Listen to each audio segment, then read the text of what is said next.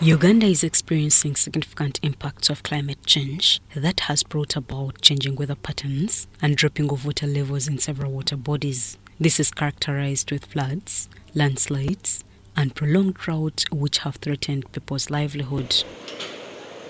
According to the Notre Dame Global Adaptation Initiative 2021, Uganda ranks as the 13th most vulnerable country in the world to climate change and 160th out of 192 nations in readiness to confront the threat. However, as part of the interventions to address the climate change menace, the government of Uganda has integrated climate change mitigation measures in its Vision 2040 and 5-year National Development Plan to be spearheaded by the Ministry of Water and Environment, with much emphasis on building climate resilience that will require concerted efforts from all stakeholders. But it's not about cases. We need to work with the NEMA. We need to work with the Ministry of Lands and Fisheries who give the land titles. We need to work with the enforcement, okay? The judicial system. If a case has been taken to court, I mean the judicial system should also come into support where we want to demolish someone who has, for example, encroached on a wetland. In the past, that these institutions have been doing things on their own, independently, everybody doing their own things in their own enclave. Now, the mode of implementation now is to bring all stakeholders together and put the synergies together.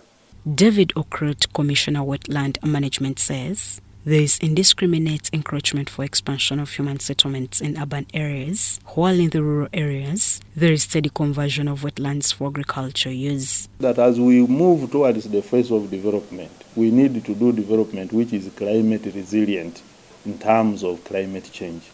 The infrastructure must be resilient.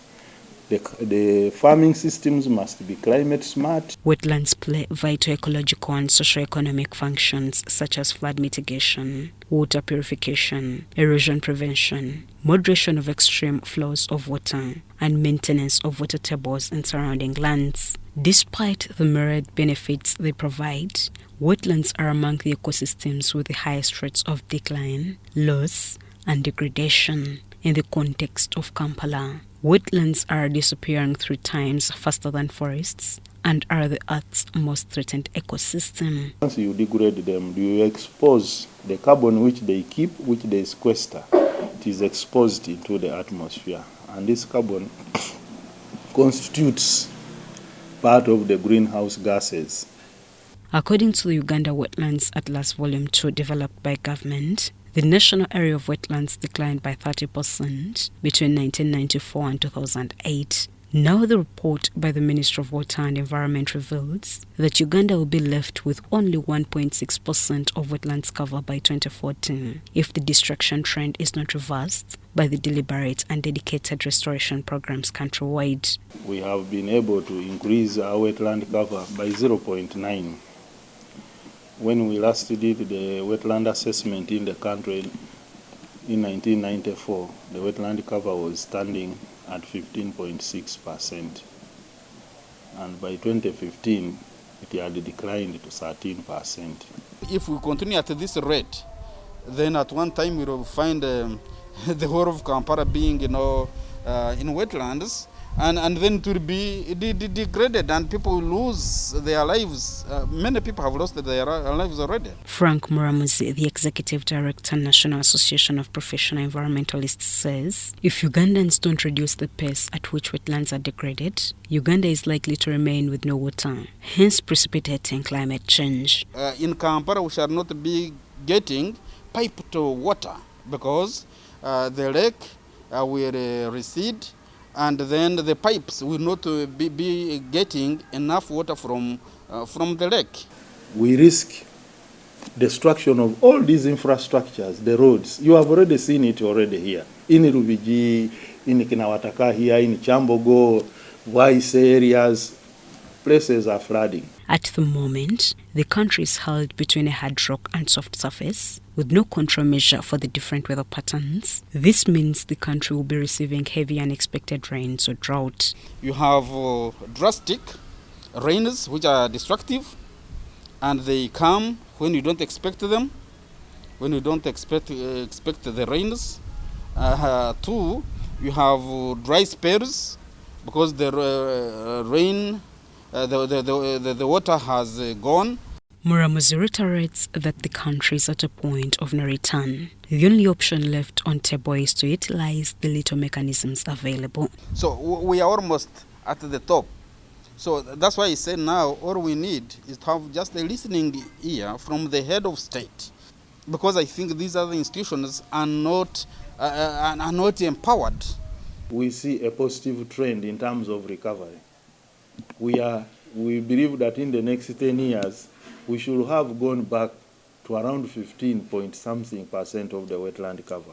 Now government has embarked on a campaign, Guarantee Wetland Restoration for Sustainability. We have embarked on a comprehensive awareness creation countrywide to ensure that we explain to the population the value of these wetlands, do the demarcation of the degraded wetlands, and we allow them to restore, to come back nearly to their former status.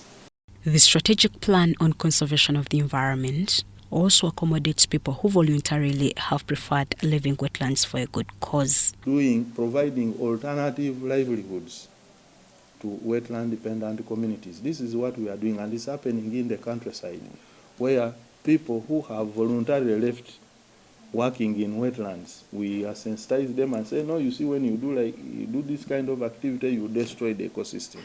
However, those that have decided to live besides wetlands have different views on how government and other stakeholders should have handled climate change.